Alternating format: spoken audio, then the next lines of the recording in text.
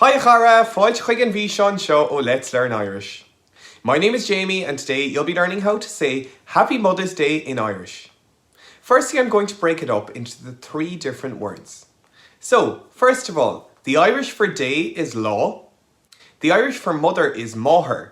But for this phrase we're going to use the plural. So mothers is na Máithreacha.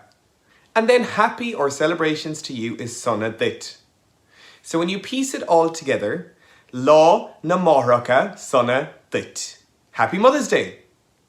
And again, Happy Mother's Day is Lá na Máithreacha Sona Duit. So there you have it. That's how you say Happy Mother's Day in Irish. Lá na Máithreacha Sona Duit.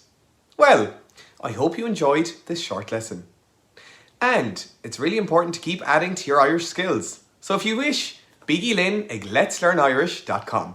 Beir bua chara agus slán go fóil.